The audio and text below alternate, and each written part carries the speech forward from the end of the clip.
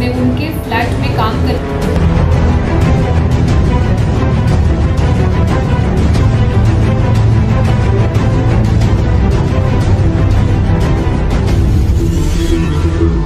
Hi friends, ಸ್ನೇಹಿತರೆ, ಪ್ರಸ್ತುತ ಕಾಲದಲ್ಲಿ ತುಂಬಾ ಮಂದಿ ವಿವಾಹಿತ ಸಂಬಂಧವನ್ನ ಅಪಹಾಸ್ಯ ಮಾಡುತ್ತಾ ಪರಸ್ತ್ರೀ ಅಥವಾ ಪರಪುರುಷರ ಮೋಜಿನಲ್ಲಿ ಬಿದ್ದು ತಮ್ಮ ಜೀವನವನ್ನ ಹಾಳು ಮಾಡಿಕೊಳ್ಳುತ್ತಿದ್ದಾರೆ.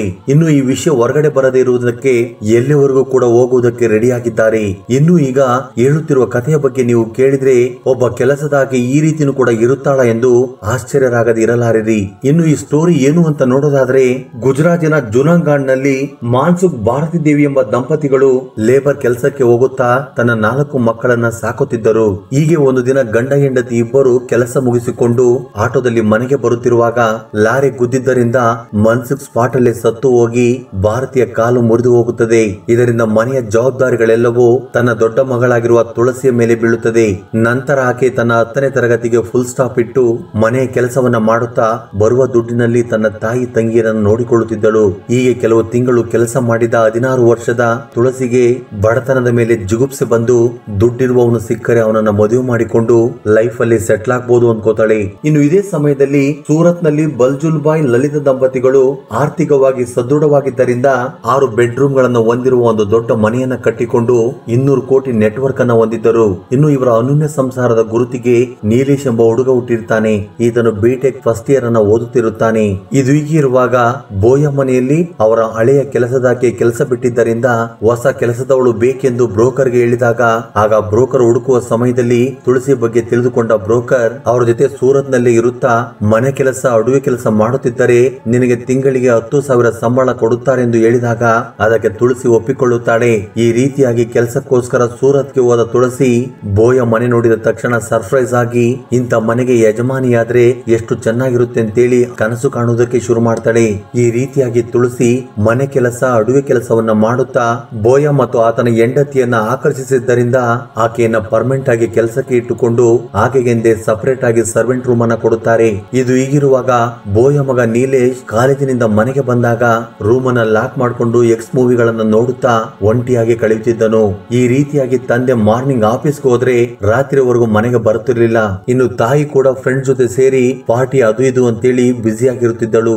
ಈ ರೀತಿ ಇರುವಾಗ ಒಂದು ದಿನ ನೀಲೇಶ್ ಸ್ನಾನ ಮಾಡುತ್ತಿರುವಾಗ ತುಳಸಿ ಅವನ ರೂಮ್ ಅನ್ನ ಕ್ಲೀನ್ ಮಾಡುವುದಕ್ಕೆ ಹೋದಾಗ ಅಲ್ಲಿರುವ ಲ್ಯಾಪ್ಟಾಪ್ ಅನ್ನ ಟಚ್ ಮಾಡಿದಾಗ ಅದರಲ್ಲಿ ಎಕ್ಸ್ ವಿಡಿಯೋ ಪ್ಲೇ ಆಗುವುದನ್ನ ನೋಡಿ ಶಾಕ್ ಆಗುತ್ತಾಳೆ. ಇನ್ನು ಆ ವಿಡಿಯೋವನ್ನ ಹೇಗೆ ಆಫ್ ಮಾಡಬೇಕು ಅಂತ ಗೊತ್ತಾಗದೆ ಗಾಬರಿ ಆದಾಗ ನೀಲೇಶ್ ವಾಶ್ರೂಮ್ ಇಂದ ಬಂದು ಆ ವಿಡಿಯೋವನ್ನ ಆಫ್ ಮಾಡುತ್ತಾನೆ. ಆ ನಂತರ ರೂಮ್ ಇಂದ ಹೊರಗಡೆ ಬಂದ ತುಳಸಿ ನೀಲೇಶ್ಗೆ ಎಕ್ಸ್ ವಿಡಿಯೋ ನೋಡೋ ಹುಚ್ಚಿದೆ, ಅವನನ್ನ ಏನಾದ್ರೂ ಮಾಡಿ ನನ್ನ ಕಡೆ ಬೀಳಿಸ್ಕೊಂಡ್ರೆ ನೀಲೇಶ್ ನನ್ನ ಮದುವೆ ಮಾಡ್ಕೊಂಡು ಈ ಮನೆಗೆ ಯಜಮಾನಿ ಆಗ್ಬೋದು ಅನ್ಕೋತಾಳೆ. ಆ ರೀತಿಯಾಗಿ ಅಂದಿನಿಂದ ತುಳಸಿ ನೀಲೇಶ್ ಮುಂದೆ ತನ್ನ ಅಂತವನ್ನ ತೆರೆದಿಡುತ್ತಾ ಅವನನ್ನ ಆಕರ್ಷಿಸಿಕೊಳ್ಳುವುದಕ್ಕೆ ಟ್ರೈ ಮಾಡುತ್ತಿರುತ್ತಾಳೆ.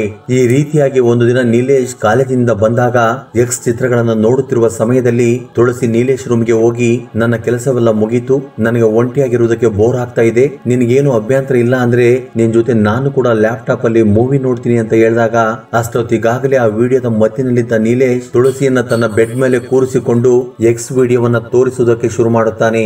ಇನ್ನು ಈ ಸಮಯದಲ್ಲಿ ಇಬ್ಬರ ಕೋರಿಕೆಗಳು ಕಂಟ್ರೋಲ್ ತಪ್ಪಿ ಇಬ್ಬರು ಕೂಡ ಲೈಂಗಿಕವಾಗಿ ಸೇರುತ್ತಾರೆ. ಇನ್ನು ಅಂದಿನಿಂದ ಇಬ್ಬರು ನೀಲೇಶ್ ತಂದೆ ತಾಯಿಗಳು ಇಲ್ಲದೆ ಹೋದ್ರೆ ಏಕಾಂತದಲ್ಲಿ ತೇಲಾಡುತ್ತಿದ್ದರು. ಇದರಿಂದ ತುಳಸಿ ನೀಲೇಶ್ ನನ್ನ ಜೊತೆ ಗಾಢವಾದ ಪ್ರೀತಿಯಲ್ಲಿದ್ದಾನೆಂದು ನಾನು ಯಾವಾಗ ಹೂ ಅಂತೀನೋ ಆಗ ನನ್ನನ್ನು ಮದುವೆ ಮಾಡಿಕೊಳ್ಳುತ್ತಾನೆ ಅಂದುಕೊಳ್ಳುತ್ತಾಳೆ. ಇನ್ನು ಈ ಸಮಯದಲ್ಲಿ ಒಂದು ಸಾರಿ ತುಳಸಿ ನನ್ನ ತಾಯಿಗೆ ಹುಷಾರಿಲ್ಲ, ಹಾಸ್ಪಿಟಲ್ ಹೋಗೋದಕ್ಕೆ ದುಡ್ಡು ಬೇಕು ಅಂತ ಕೇಳಿದಾಗ ಅದಕ್ಕೆ ನೀಲೇಶ್ ತನ್ನ ತಾಯಿ ಬೆಡ್ರೂಮ್ಗೆ ಹೋಗಿ ಅಲ್ಲಿದ್ದ ಲಾಕ್ ಅನ್ನ ತಗೊಂಡು ಲಾಕರ್ ನ ಓಪನ್ ಮಾಡಿ 30,000 ದುಡ್ಡನ್ನ ತಗೊಂಡು ತುಳಸಿಗೆ ಕೊಟ್ಟು ಊರಿಗೆ ಕಳಿಸು ಅಂತ ಹೇಳ್ತಾನೆ. ಆಗ ತುಳಸಿ ನೀಲೇಶ್ ಲಾಕರ್ ಇಂದ ದುಡ್ಡು ತೆಗೆಯುವುದನ್ನ ನೋಡಿ ಕೇವಲ 30,000 ಕೊಟ್ಟ ಅಂತೇಳಿ ಡಿಸಪಾಯಿಂಟ್ ಆದ್ರೂ ನೆಕ್ಸ್ಟ್ ಟೈಮ್ ಸ್ವಲ್ಪ ಜಾಸ್ತಿನೇ ಟ್ರೈ ಮಾಡೋಣ ಅನ್ಕೋತಾಳೆ. ಹೀಗೆ ಇವರಿಬ್ಬರು ಸುಮಾರು 6 ತಿಂಗಳ ಕಾಲ ಸೀಕ್ರೆಟ್ ಆಗಿ ತಮ್ಮ ಸಂಬಂಧವನ್ನ ಮುಂದುವರಿಸುತ್ತಾರೆ. ಹೀಗಿರುವಾಗ ಒಂದು ದಿನ ನೀಲೇಶ್ ತಂದೆ ಯಾರಿಗೂ ಗೊತ್ತಾಗದ ಹಾಗೆ ಅಂದು ಮನೆಗೆ ಬೇಗ ಬರುತ್ತಾನೆ. ಆ ರೀತಿಯಾಗಿ ಹಾಲ್ಗೆ ಹೋದಾಗ ತನ್ನ ಹೆಂಡತಿ ಆಗಲಿ ತುಳಸಿ ಆಗಲಿ ಕಾಣದೆ ಹೋದಾಗ ಮಗನನ್ನ ನೋಡಲು ಅವನ ರೂಮ್ ಬಳಿಗೆ ಹೋದಾಗ ರೂಮ್ ನಲ್ಲಿ ಮಗ ತುಳಸಿ ಮಾಡುತ್ತಿರುವ ಸೌಂಡ್ ಹೊರಗಡೆ ಕೇಳಿಸಿದಾಗ ಡೌಟ್ ಬಂದ ನಿಲ್ಲೇಶ್ ನೀಲೇಶ್ ತಂದೆ ಕಿಟಕಿ ಓಪನ್ ಮಾಡಿ ನೋಡಿದಾಗ ನೀಲೇಶ್ ಮತ್ತು ತುಳಸಿಯನ್ನ ನೋಡಲಾಗದ ಪರಿಸ್ಥಿತಿಯಲ್ಲಿ ನೋಡಿ ಶಾಕ್ ಆಗುತ್ತಾನೆ. ಇದರಿಂದ ತನ್ನ ಮಗ ಒಬ್ಬ ಕೆಲಸದಾಕೆ ಜೊತೆ ಅಕ್ರಮ ಸಂಬಂಧವನ್ನ ಇಟ್ಟುಕೊಂಡಿರುವುದನ್ನು ನೋಡಿ ತಡೆದುಕೊಳ್ಳಲಾಗದೆ ಬೋಯ ಒಂದು ಪ್ಲಾನ್ ಅನ್ನ ಮಾಡಿ ನೀಲೇಶ್ ನನ್ನ ಡೆಲ್ಲಿಯಲ್ಲಿರುವ ಒಂದು ಕಾಲೇಜಲ್ಲಿ ಸೇರಿಸಬೇಕು ಅಂತೇಳಿ ಪ್ಲಾನ್ ಮಾಡ್ತಾನೆ.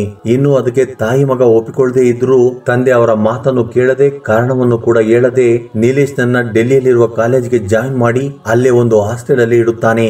ಇದರಿಂದ ತುಳಸಿ ಕೈಯವರೆಗೂ ಬಂದಿದ್ದ ನೀಲೇಶ್ ನನ್ನ ಬಾಯವರೆಗೂ ಬರೋದಕ್ಕೆ ಬಿಡಲಿಲ್ವಲ್ಲ ಅಂತೇಳಿ ತನ್ನಲ್ಲೇ ತಾನು ಕುಗ್ಗಿ ಹೋಗುತ್ತಿದ್ದಳು. ಆದ್ರೆ ತುಳಸಿ ತನಗೆ ದುಡ್ಡು ಬೇಕಾದಾಗಲೆಲ್ಲ ನೀಲೇಶ್ ತಾಯಿ ರೂಮ್ಗೆ ಹೋಗಿ ಅಲ್ಲಿರುವ ಲಾಕ್ ಅನ್ನ ತಗೊಂಡು ಲಾಕರ್ ಅನ್ನ ಓಪನ್ ಮಾಡಿ 50 ಲಕ್ಷ ರೂಪಾಯಿವರೆಗೂ ಕಳ್ಳತನ ಮಾಡಿ ಆಗಾಗ ತನ್ನ ಫ್ಯಾಮಿಲಿಗೆ ಕಳಿಸ್ತಾ ಇದ್ಲು. ಆಗಾಗ ದುಡ್ಡು ಕಳಿಸುವುದಕ್ಕೆ ಬ್ಯಾಂಕಿಗೆ ಹೋಗುವುದನ್ನು ಗಮನಿಸಿದ ಬೋಯ ಅವಳಿಗೆ ಸಂಬಳ 10,000, ಆದ್ರೆ ಆಗಾಗ ಬ್ಯಾಂಕ್ ಅಲ್ಲಿ ಡಿಪಾಸಿಟ್ ಮಾಡುವಷ್ಟು ದುಡ್ಡು ಅವಳಿಗೆ ಎಲ್ಲಿಂದ ಬರುತ್ತೆ ಅಂತೇಳಿ ಆಲೋಚನೆ ಮಾಡಿ ಸೀಕ್ರೆಟ್ ಆಗಿ 2 ಕ್ಯಾಮೆರಾಗಳನ್ನ ಸೆಟ್ ಮಾಡುತ್ತಾನೆ. ಆ ರೀತಿಯಾಗಿ ಒಂದು ಹಾಲ್ ಅಲ್ಲಿ ಇನ್ನೊಂದು ಲಾಕರ್ ರೂಮ್ ಅಲ್ಲಿ ಇಟ್ಟಾಗ ಈ ವಿಷಯ ಗೊತ್ತಿರದ ತುಳಸಿ ಮಾಮೂಲಿಯಂತೆ ಲಾಕರ್ ರೂಮ್ ಗೆ ಹೋಗಿ ದುಡ್ಡನ್ನ ತಗೊಂಡು ಬ್ಯಾಂಕ್ ಗೆ ಹೋಗಿ ಡಿಪಾಸಿಟ್ ಮಾಡುತ್ತಾಳೆ. ಆ ನಂತರ ಬೋಯ ಕ್ಯಾಮೆರಾ ಫುಟೇಜ್ ಅನ್ನ ನೋಡಿ ಶಾಕ್ ಆಗುತ್ತಾನೆ. ಇದು ಹೀಗಿರುವಾಗ ಭಾರತಿ ತನ್ನ ಮಗ ನೀಲೇಶ್ ಅನ್ನ ನೋಡುವುದಕ್ಕೆ ಡೆಲ್ಲಿಗೆ ಹೋದಾಗ ಇನ್ನು ಇದೇ ಸಮಯಕ್ಕೋಸ್ಕರ ವೇಟ್ ಮಾಡುತ್ತಿದ್ದ ಬೋಯ ತುಳಸಿಯನ್ನ ಕರೆದು ಅವಳು ಕಳ್ಳತನ ಮಾಡುವಾಗ ರೆಕಾರ್ಡ್ ಆಗಿದ್ದ ವಿಡಿಯೋವನ್ನ ತೋರಿಸುತ್ತಾನೆ. ಅದನ್ನು ನೋಡಿದ ತುಳಸಿ ಶಾಕ್ ಆಗುತ್ತಾಳೆ. ಆಗ ತುಳಸಿ ಅಳುತ್ತಾ ಬೋಯ ಕಾಲ್ ಮೇಲೆ ಬಿದ್ದು ನಾನು ಇನ್ನು ಮುಂದೆ ಈ ರೀತಿ ಕೆಲಸ ಮಾಡುವುದಿಲ್ಲ, ನನ್ನನ್ನು ಕೆಲಸದಿಂದ ತೆಗೆದರೆ ನಾನು ಮನೆಗೆ ಹೋಗ್ತೀನಿ ಅಂತ ಕೇಳ್ತಾಳೆ. ಅದಕ್ಕೆ ಬೋಯ ನೀನು ಮನೆಗೆ ಹೋಗುವುದು ಅಗತ್ಯವಿಲ್ಲ, ನಾನು ಹೇಳಿದಂತೆ ಕೇಳಿದ್ರೆ ಸಾಕು ಅಂತ ಹೇಳ್ತಾನೆ. ಇಲ್ಲ ಅಂದ್ರೆ ಪೊಲೀಸ್ ಸ್ಟೇಷನ್ ಗೆ ಕಂಪ್ಲೇಂಟ್ ಕೊಟ್ಟು ಜೈಲಿಗೆ ಹಾಕಿಸ್ತೀನಿ ಅಂತ ಹೇಳಿದಾಗ ಆ ಮಾತಿಗೆ ಭಯ ಬಿದ್ದ ತುಳಸಿ ಬೋಯ ಹೇಳಿದಂತೆ ಕೇಳುವುದಕ್ಕೆ ಶುರು ಮಾಡುತ್ತಾಳೆ. ಆ ನಂತರ ಬೋಯ ತುಳಸಿ ಹತ್ತಿರ ನನ್ನ ಲೈಂಗಿಕ ಕೋರಿಕೆಯನ್ನ ತೀರಿಸಬೇಕು ಅಂತ ಕೇಳಿದಾಗ ತುಳಸಿಗೆ ಬೇರೆ ದಾರಿ ಇಲ್ಲದೆ ಒಪ್ಪಿಕೊಂಡು ಅಂದಿನಿಂದ ಬೋಯಗೆ ಸಪೋರ್ಟ್ ಮಾಡುತ್ತಿದ್ದಳು. ಇನ್ನು 50 ವರ್ಷದ ಬೋಯಗೆ 45 ವರ್ಷದ ಭಾರತೀಯ ಮೇಲೆ ಇಂಟ್ರೆಸ್ಟ್ ಇಲ್ಲದೆ ಇದ್ದಿದ್ರಿಂದ ತುಳಸಿ ಜೊತೆ ಆಗಾಗ ಕ್ಲೋಸ್ ಆಗಿರುತ್ತಿದ್ದ. ಇನ್ನು ಈ ಸಮಯದಲ್ಲಿ ಒಂದು ದಿನ ಭಾರತಿ ಮಧ್ಯರಾತ್ರಿಯಲ್ಲಿ ನಿದ್ದೆಯಿಂದ ಎದ್ದು ನೋಡಿದಾಗ ಗಂಡ ಬೆಡ್ ಮೇಲೆ ಕಾಣಿಸದಿರುವುದನ್ನ ನೋಡಿ ಆಫೀಸ್ ವರ್ಕ್ ಮೇಲೆ ಕ್ಲೈಂಟ್ ಜೊತೆ ಮಾತಾಡ್ತಿರ್ಬೋದು ಅಂದ್ಕೋತಾಳೆ. ಹೀಗೆ 6 ತಿಂಗಳ ಕಾಲ ಬೋಯ ಮತ್ತು ತುಳಸಿ ಯಾರಿಗೂ ಗೊತ್ತಾಗದ ಹಾಗೆ ತಮ್ಮ ಸಂಬಂಧವನ್ನ ಮುಂದುವರಿಸುತ್ತಾ ಬಂದರು. ಹೀಗೆ ದಿನದಿನಕ್ಕೂ ಇವರಿಬ್ಬರ ಮಧ್ಯೆ ಒಳ್ಳೆ ಅಂಡರ್ಸ್ಟ್ಯಾಂಡ್ ಬಂದು ಬೋಯ ತುಳಸಿಯ ಪ್ರೀತಿಯಲ್ಲಿ ಬಿದ್ದು ಇದನ್ನು ಅರ್ಥ ಮಾಡಿಕೊಂಡ ತುಳಸಿ ನನ್ನನ್ನು ಮದುವೆ ಮಾಡಿಕೊ ಅಂತ ಕೇಳಿದಾಗ ಅದಕ್ಕೆ ಬೋಯ ನಮಗೆ ಇರುವ ಆಸ್ತಿಯಲ್ಲಿ ಅರ್ಧ ಭಾಗ ಭಾರತಿ ಹೆಸರಲ್ಲಿ ಇದೆ, ಈಗ ಸಡನ್ ಆಗಿ ಅವಳನ್ನ ಬಿಟ್ಟರೆ ಆಸ್ತಿ ಎಲ್ಲ ಹೋಗುತ್ತೆ, ಮೊದಲಿಗೆ ಆಸ್ತಿಯನ್ನೆಲ್ಲ ನನ್ನ ಹೆಸರಿಗೆ ಟ್ರಾನ್ಸ್ಫರ್ ಮಾಡಿಕೊಡುತ್ತೇನೆ, ನಂತರ ಭಾರತಿಗೆ ಡೈವರ್ಸ್ ಕೊಟ್ಟು ತುಳಸಿಯನ್ನ ಮದುವೆ ಮಾಡ್ಕೊಳ್ತೀನಿ ಅಂತ ಹೇಳಿದಾಗ ತುಳಸಿ ಆನಂದಕ್ಕೆ ಮಿತಿನಿ ಇಲ್ಲದ ಹಾಗೆ ಆಗುತ್ತೆ. ಇದು ಹೀಗಿರುವಾಗ ಹಾಲಿಡೇಸ್ ಇರುವ ಕಾರಣ ನೀಲೇಶ್ ಮನೆಗೆ ಬರುತ್ತಾನೆ. ಇನ್ನು ಮನೆಯಲ್ಲಿ ಯಾರು ಇಲ್ಲದಿರುವಾಗ ತುಳಸಿಯನ್ನ ನನ್ನ ಕೋರಿಕೆ ತೀರಿಸು ಅಂತೇಳಿ ಕರೆದಾಗ ಅದಕ್ಕೆ ಅವಳು ಒಪ್ಪಿಕೊಳ್ಳದೆ ಇದ್ರು ಬಲವಂತವಾಗಿ ಅವಳನ್ನ ರೂಮ್ಗೆ ಕರೆದುಕೊಂಡು ಹೋಗಿ ಅವಳ ಮೇಲೆ ದೌರ್ಜನ್ಯವನ್ನ ಮಾಡುತ್ತಾನೆ. ಇನ್ನು ಯಾವಾಗ ಬೋಯ ಮನೆಗೆ ಬಂದನೋ ಆಗ ತುಳಸಿ ಅಳುತ್ತಾ ನಡೆದ ವಿಷಯವನ್ನೆಲ್ಲ ಅವನ ಬಳಿ ಹೇಳುತ್ತಾಳೆ. ಆಗ ಕೋಪಗೊಂಡಂತ ಬೋಯ ಇನ್ನು ಮುಂದೆ ತುಳಸಿ ತಂಟೆಗೆ ಹೋಗ್ಬೇಡ, ಒಂದು ವೇಳೆ ಇದೇ ರಿಪೀಟ್ ಆದ್ರೆ ಪರ್ಮನೆಂಟ್ ಆಗಿ ಮನೆಯಿಂದ ಆಚೆ ಆಗ್ತೀನಿ ಅಂತೇಳಿ ವಾರ್ನಿಂಗ್ ಮಾಡ್ತಾನೆ. ಆಗ ನೀಲೇಶ್ ಏನು ಮಾಡಲಾಗದ ಪರಿಸ್ಥಿತಿಗೆ ಬೀಳುತ್ತಾನೆ. ಹೀಗೆ ಒಂದು ದಿನ ನೀಲೇಶ್ ಪಾರ್ಟಿಗೆ ಹೋಗಿ ಮಧ್ಯರಾತ್ರಿ ಮನೆಗೆ ಬರುತ್ತಾನೆ. ಎಲ್ಲರೂ ಮನೆಯಲ್ಲಿ ಮಲಗಿಕೊಂಡಿದ್ದಾರೆಂದು ತುಳಸಿಯನ್ನ ತನ್ನ ಬೆಡ್ರೂಮ್ ಗೆ ಕರೆದುಕೊಂಡು ಹೋಗಬೇಕೆಂದು ತುಳಸಿ ರೂಮ್ ಬಳಿಗೆ ಹೋಗುತ್ತಾನೆ. ಆಗ ರೂಮ್ ಬಳಿಗೆ ಹೋದಾಗ ಅಲ್ಲಿ ಸೌಂಡ್ ಕೇಳಿದ್ದರಿಂದ ಸಡನ್ ಆಗಿ ಆ ಡೋರ್ ಅನ್ನು ಓಪನ್ ಮಾಡಿ ನೋಡಿದಾಗ ತನ್ನ ತಂದೆಯನ್ನ ತುಳಸಿ ಜೊತೆ ನೋಡಲಾಗದ ಪರಿಸ್ಥಿತಿಯಲ್ಲಿ ನೋಡಿ ಶಾಕ್ ಆಗಿ ಡ್ರಿಂಕ್ಸ್ ನ ಮತ್ತಿನಲ್ಲಿದ್ದ ನೀಲೇಶ್ ಜೋರಾಗಿ ಕಿರುಚುತ್ತಾ ತನ್ನ ತಂದೆಯನ್ನ ಬಾಯಿಗೆ ಬಂದ ಹಾಗೆ ಬೈಯುವುದಕ್ಕೆ ಶುರು ಮಾಡುತ್ತಾನೆ.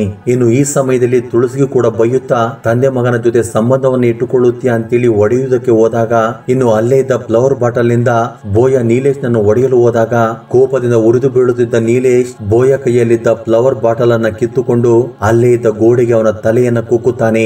ಆ ಏಟಿಗೆ ಬೋಯ ಅಲ್ಲೇ ಕುಸಿದು ಬೀಳುತ್ತಾನೆ. ಇನ್ನು ಇದನ್ನು ನೋಡಿದ ತುಳಸಿ ಓಡಿ ಹೋಗಿ ಭಾರತಿಯನ್ನ ಎಬ್ಬಿಸಿ ವಿಷಯವನ್ನು ಹೇಳಿದಾಗ ಆ ದೃಶ್ಯವನ್ನ ನೋಡಿ ಶಾಕ್ ಆಗಿ ತನ್ನ ಗಂಡನನ್ನ ಕರೆದುಕೊಂಡು ಹಾಸ್ಪಿಟಲ್ಗೆ ಹೋಗುತ್ತಾಳೆ. ಆ ನಂತರ ಒಂದು ವಾರದ ಕಾಲ ಟ್ರೀಟ್ಮೆಂಟ್ ಕೊಟ್ಟರೂ ಕೂಡ ಬೋಯಗೆ ತೀವ್ರವಾದ ಗಾಯವಾಗಿದ್ದರಿಂದ ಅಲ್ಲೇ ಸಾವನ್ನಪ್ಪುತ್ತಾನೆ. ಇದರಿಂದ ಭಾರತಿ ತುಳಸಿ ನನ್ನ ಗಂಡನನ್ನು ಕೊಂದು ಹಾಕಿದ್ದಾಳೆಂದು ಪೊಲೀಸ್ನವರಿಗೆ ಹೇಳಿದಾಗ ಪೊಲೀಸ್ನವರು ತುಳಸಿಯನ್ನ ಕಸ್ಟಡಿಗೆ ತಗೊಂಡು ವಿಚಾರಣೆ ಮಾಡಿದಾಗ ನೀಲೇಶ್ ಡ್ರಿಂಕ್ಸ್ ಮತ್ತಿನಲ್ಲಿ ಈ ರೀತಿ ಮಾಡಿದ್ದಾನೆ ಅಂತ ಹೇಳಿದ್ರು ಕೂಡ ಸರಿಯಾದ ಸಾಕ್ಷಿ ಆಧಾರಗಳು ಇಲ್ಲದೆ ಹೋಗಿದ್ದರಿಂದ ಮತ್ತೊಂದು ಕಡೆ ನೀಲೇಶ್ ಮತ್ತು ಭಾರತಿ ತುಳಸಿ ದುಡ್ಡಿಗೋಸ್ಕರ ಈ ರೀತಿ ಮಾಡಿದ್ದಾಳೆಂದು ಅದಕ್ಕೆ ಸಾಕ್ಷಿಯಾಗಿ ಬೋಯ ಮೊಬೈಲ್ ನಲ್ಲಿದ್ದ ತುಳಸಿ ಕಳ್ಳತನ ಮಾಡುವ ವಿಡಿಯೋವನ್ನ ಪೊಲೀಸ್ನವರಿಗೆ ತೋರಿಸಿ ಎಲ್ಲಿ ನನ್ನ ಗಂಡನ ಮನ ಪೊಲೀಸ್ನವರಿಗೆ ಹಿಡ್ಕೊಡ್ತಾನೆ ಅಂತೇಳಿ ಭಯ ಬಿದ್ದು ತುಳಸಿಯೇ ದುಡ್ಡಿಗೋಸ್ಕರ ನನ್ನ ಗಂಡನನ್ನು ಕೊಂದಿದ್ದಾಳೆಂದು ಅವರಿಬ್ಬರು ಪೊಲೀಸ್ನವರ ಬಳಿ ಸಾಕ್ಷಿ ಹೇಳಿದ್ದರಿಂದ ತುಳಸಿ ಮತ್ತು ನೀಲೇಶ್ ನೀಲೇಶ್ ನನ್ನ ಕಸ್ಟಡಿಗೆ ತಗೊಂಡು ಎನ್ಕ್ವೈರಿ ಮಾಡಿ ಆ ನಂತರ ಇವರಿಬ್ಬರನ್ನು ಕೋರ್ಟ್ಗೆ ಪ್ರೊಡ್ಯೂಸ್ ಮಾಡುತ್ತಾರೆ. ನಂತರ ನೀಲೇಶ್ಗೆ ವ್ಯತಿರೇಕವಾಗಿ ಆಧಾರಗಳು ಇಲ್ಲದೆ ಹೋಗಿದ್ದರಿಂದ ಆತನನ್ನ ಬೇಲ್ ಮೇಲೆ ಹೊರಗಡೆ ಬಿಟ್ಟರೆ ತುಳಸಿ ಮಾತ್ರ ಈಗಲೂ ಕೂಡ ಜೈಲಲ್ಲೇ ಇದ್ದಾಳೆ. ಅಸಲಿಗೆ ಈ ಇನ್ಸಿಡೆಂಟ್ ನಲ್ಲಿ ತಪ್ಪು ಯಾರದು ಎಂದು ನೀವು ಅಂದುಕೊಳ್ಳುತ್ತಿದ್ದೀರೋ ನಿಮ್ಮ ಅಭಿಪ್ರಾಯವನ್ನ ಕಮೆಂಟ್ ಬಾಕ್ಸ್ ಅಲ್ಲಿ ಕಮೆಂಟ್ ಮಾಡಿ. ಹಾಗೆ ಈ ವಿಡಿಯೋ ನಿಮ್ಗೆ ಇಷ್ಟವಾಗಿದ್ದರೆ ದಯವಿಟ್ಟು ಲೈಕ್ ಮಾಡೋದನ್ನ ಮರೆಯಬೇಡಿ.